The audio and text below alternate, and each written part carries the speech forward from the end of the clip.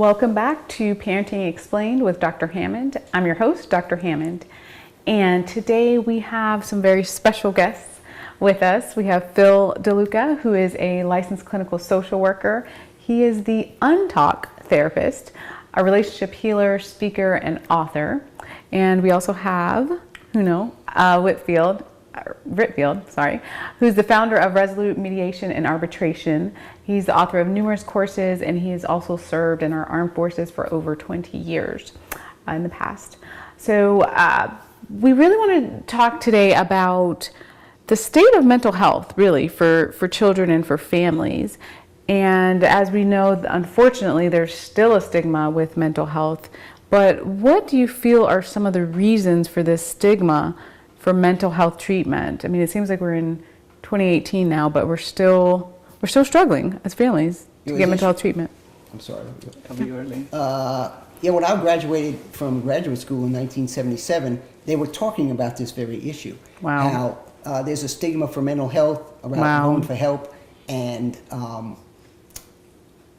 the barriers are coming down. People are getting more accepted. Mm-hmm, mm-hmm. Well, 40 plus years later, has it happened? Some extent. Some of it, yes. Some of it, but there's still this thing. If you're going for mental health services or behavioral problems, there's something mentally wrong with you. You're defective. You're a weak person. Right. Unfortunately, that's still out there. It's a sad thing to say, because there's a lot of people sitting at home thinking about killing themselves, feeling worthless, and afraid to reach out for help because they're afraid to be seen as weak and have that stigma. Mm-hmm. A bad place to be. Yes. Well, I'm going to.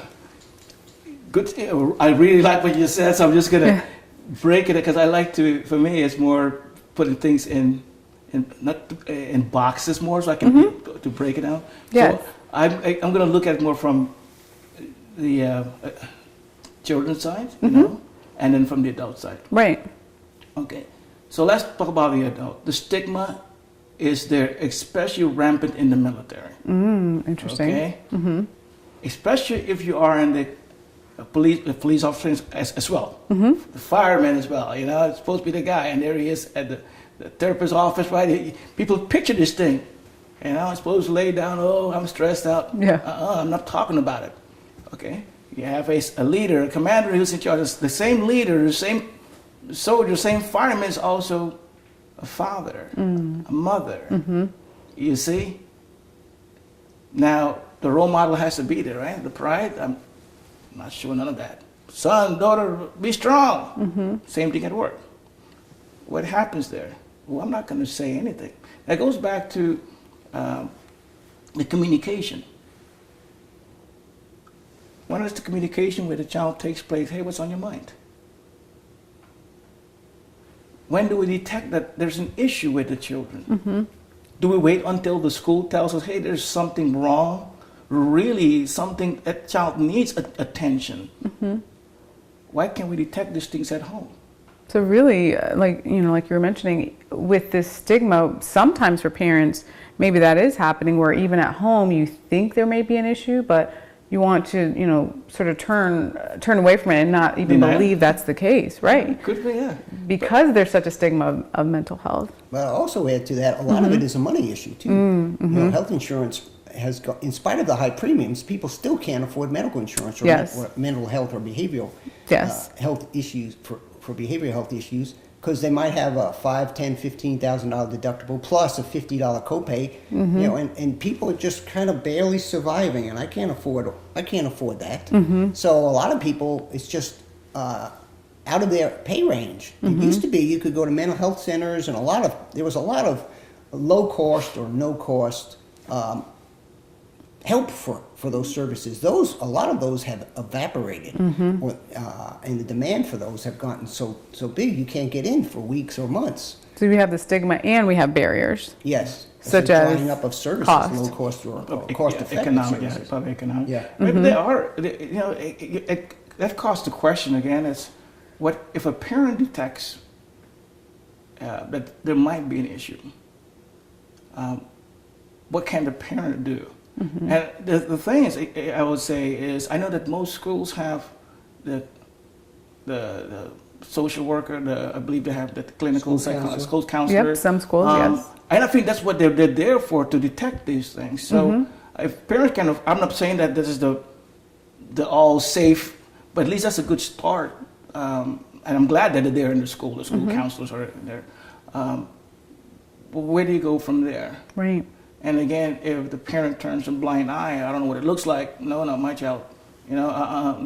So being open to the possibilities, I think is. I remember a time when saying. I was younger and I would say, "Mom, I have a headache," or "Dad, I have a headache." The first response they would say, "You're too young to have a headache. I have a headache, not you." I'm like, okay. And even today, I mean, I've heard too that people say, "Well, children can't have depression, or children can't have anxiety. What do they have to be depressed about, or what do they have to be anxious about?" But we absolutely know there's plenty of research that shows that even children, especially teens, have mental health conditions as well. Oh yeah, teen pregnant depression is an all-time high. It's through the roof. It's gone up like 400% in 20 years. Wow. 25% of Americans have anxiety.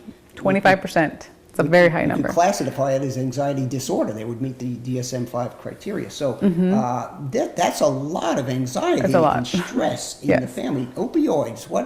How much of the population is hooked on opioids, alcohol? When you add that into the mix, you have a lot of stressors on families that kids are very tuned into. And I'm really glad you brought up some of the statistics, because a lot of times parents and families feel like they are all alone in this.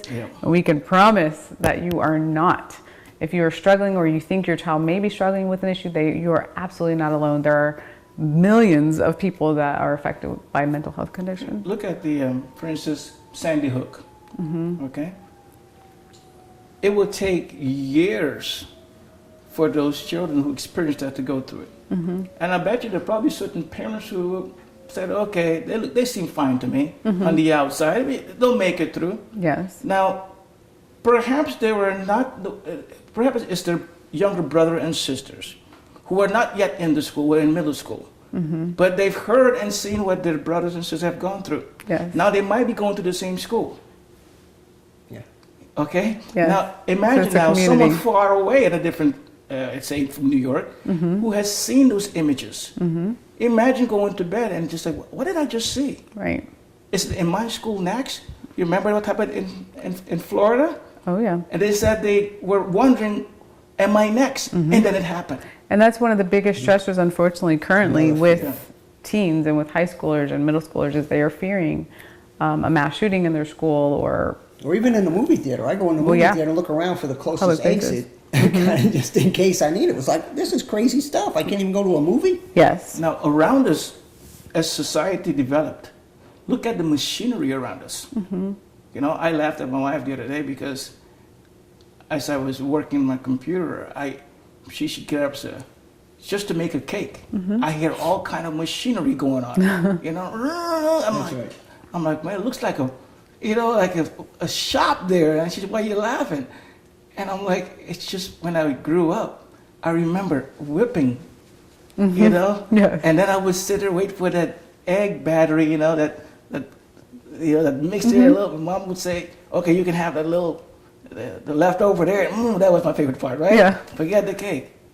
Again, I doubt this happens nowadays.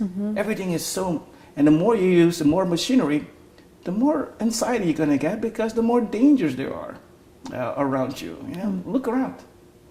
Well, I like to take that and focus on the food we're eating now. You know, all the processed food and all the chemicals in the food. That is creating a. You know, I do a holistic treatment, holistic psychotherapy, where I take a look at the food they're eating. Yeah. And we get them off of caffeine and sugars and a lot of, and have them eat actual food and not processed food and fast foods. And the mood changes can be dramatic. I think that's also a really, really good topic that we need to focus on in this segment is food and how that can affect mood. So I want to talk more with you about that. Right when we come back, right after this, you're going to hear about different foods that can be helpful to you and your family dealing with mental health conditions.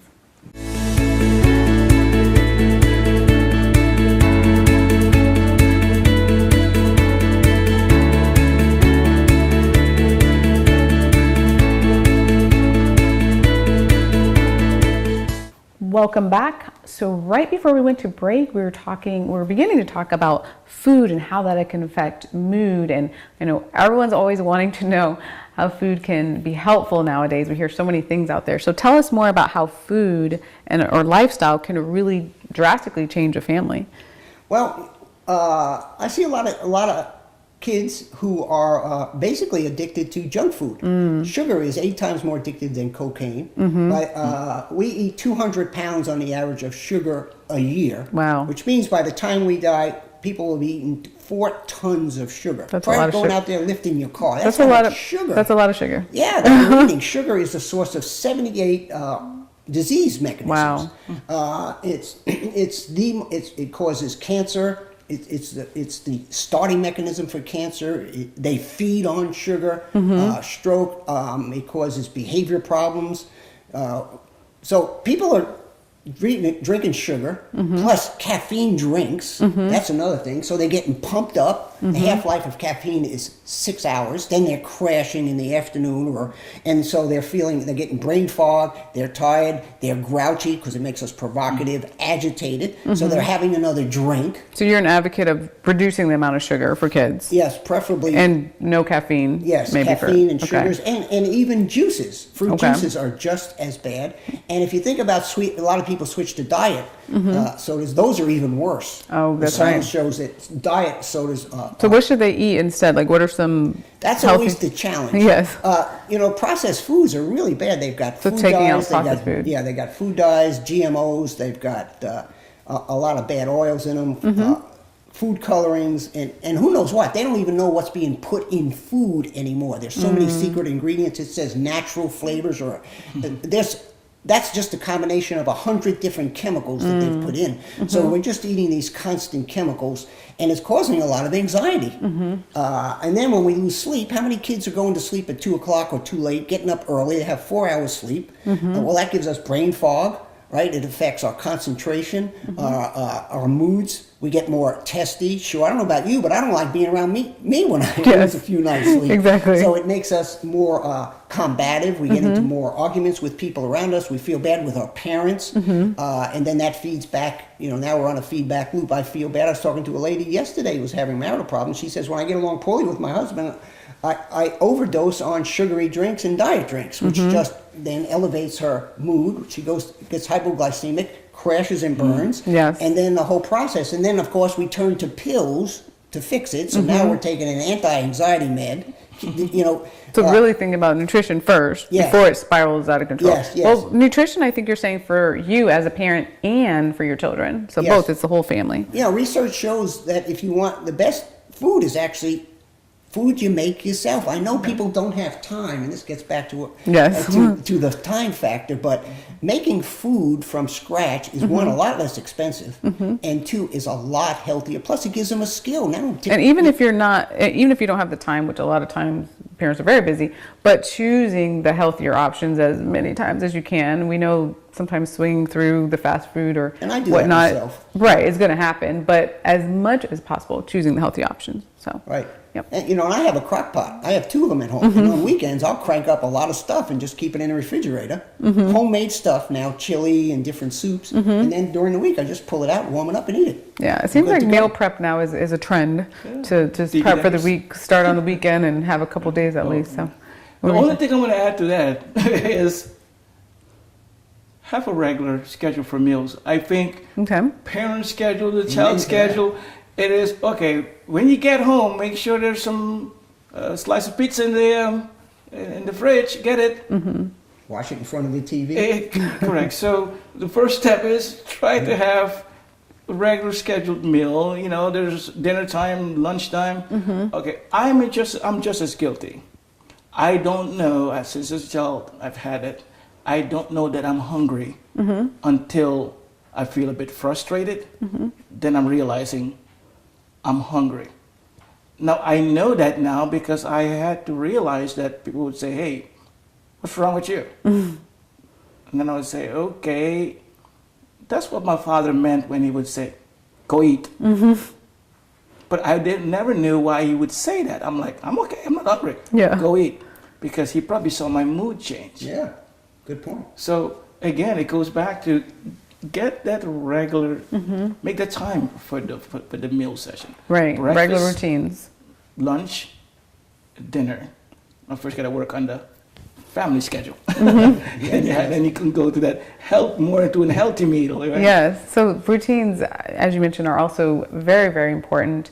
Many different mental health issues sometimes are caused by just instability in the home or not having a structured environment. It can be very distressing to children. So that's something that you all are really bringing up. And another thing that you sort of are mentioning is about health. So it is critical, if you think your child has a mental health issue, that you first consult with their pediatrician or family physician, because there could be a physical health issue going on, right? Or it could be mental health, but that's something to keep in mind. Yeah, I want to add something too. What about exercise? Yes. A lot of kids aren't getting exercise. A lot of parents complain to me that they can't get their child exercise.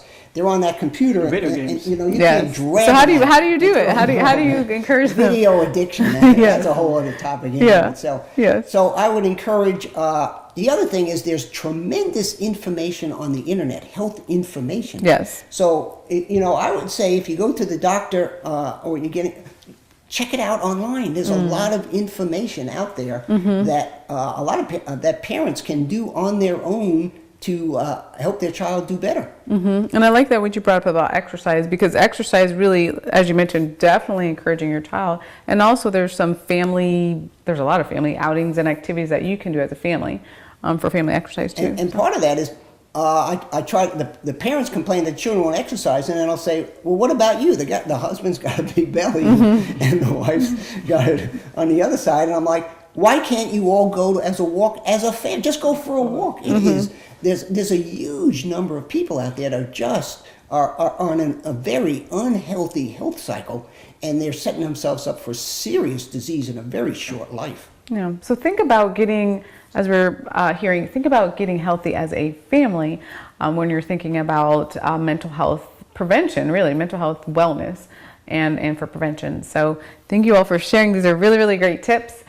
So we will be right back after this. We're going to hear some more from our special guests. So we'll be right back right after this.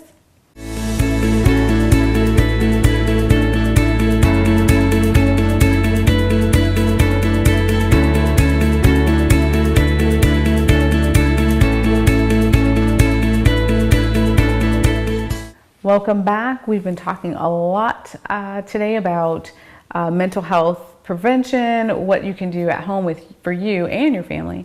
So I would love to hear more about the two of you, what projects you're working on, anything new and exciting that's going on for you two. Okay, well,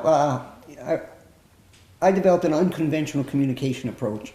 40 years ago, I realized that the express yourself approach is get in touch with your anger, being honest and open about how you feel, no secrets, and never go to bed mad at each other. In my clinical and personal life was exploding situations rather than making it better. So over the past 40 years, I developed an alternative that's called Less Talk, More Love, or actually it's called Untalk Therapy, because I teach people how not to talk in order to communicate better, more effectively, and resolve conflict. Yes. And basically, that sounds kind of contradictory, but when you're upset, the science shows that's not the time to talk. That's the worst possible time. It's a tough thing to put into practice. Yes. So I want to offer your audience, I put together a free 50-minute webinar where I have a 5-step program, how to stop your fighting tonight. That's with your kids, with your peers, with anybody. And start your trek back to love and out of the dead zone. The dead zone is where there's no caring left, so why bother fixing a relationship? It's too late. So if people would tune into that, just go to my site, lesstalkmorelove.com. Lesstalkmorelove.com. And just sign up for that. It's going to be online within a month or so. And if after 50 minutes, you'll have a whole new communication paradigm that's going to contradict much of what you're doing and believing, and set you on a path to immediate conflict resolution. Nice. And it's holistic, so it'll help your health also. Yes, we like that. We love health. Well, since you're talking about relationship, the project that I've been working on for a while, and I think all my mediators are now there, it's called the divorce by mediation process. Okay. So it's different from divorce mediation. Okay. Again, I'm probably using my master's studies in marriage and family therapy. Yes. And I combine it. And what I have the staff understand, from the minute that the couple that think they're so angry with each other that they're trying to use their children as a pawn, in a way, the system where we work, they don't know it when they first come in, we force them to communicate. So they come in for a divorce. So the first, they fill in the questionnaire, both come in, and then we ask the question, so who is going to be the petitioner? So now they're asking, looking at each other. Yes. Oh, and then when they quickly make a decision, and I'm like, oh, so you guys can work together pretty well on this one, so we make a decision. Now we move to the next. Let's talk about the children. So actually now they realize, you see their guards just come down, and they realize it is not about me anymore.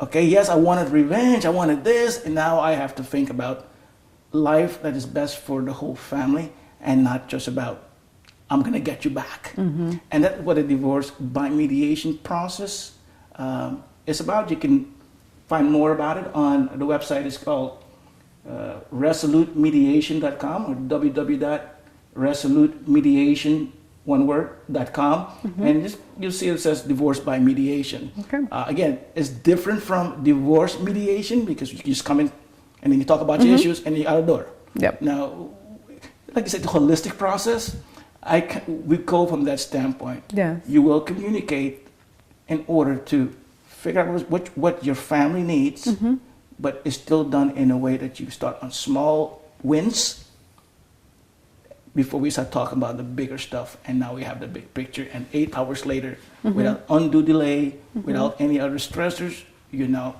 move on with your life, but yet have everything in place. Nice. So 2 really, really good resources there. So share one more time the website. letstalkmorelove.com. And www.resolutemediation.com. perfect. So those are 2 excellent resources that you can use for you and your family. And as we wrap up here, any last thing that you would love to share with parents today? Well, from my perspective, based on the course that I developed, 5 Steps Back to Love, the one thing that is the most bang for the buck, when you are upset, before you say anything negative, give them that look, give them the evil eye, get away, and then calm down. And when you're calm and you can think again, you feel relaxed, then re-engage with them. You will save 80 to 90% of problems just by doing that one simple step. Perfect. Thank you. Wonderful. Last tip? I only one thing I will add to that is pretty much understand what the problem is first before you give. I mean, a lot of times we want to react because we hear a problem, we see a problem, and we think automatically that that person or the child that brings a problem to us, oh, that's logical. I can't believe this. You should know that. No, they don't. Perhaps it wasn't clear when the first time when you have shown how to resolve the problem, and perhaps your action after you've shown them and how to resolve a problem has been totally contrary of what it didn't mirror. So they're confused. So now they're acting what they've seen you do, and now to please you, and now you're like, oh, wait a minute. They're totally confused. So listen first, and then before reacting, and then react. So great. Pause first, and then. Yeah. Perfect. Perfect. Great tips. Thank you so much for all your valuable knowledge that you have shared today on the show, and thanks for being on the show. Thanks for having me. Yes. No problem. Thanks so much for tuning in. So you've learned a lot of valuable tips today on how to help your child be emotionally happy and healthy. And thanks for tuning in, and we'll see you next time.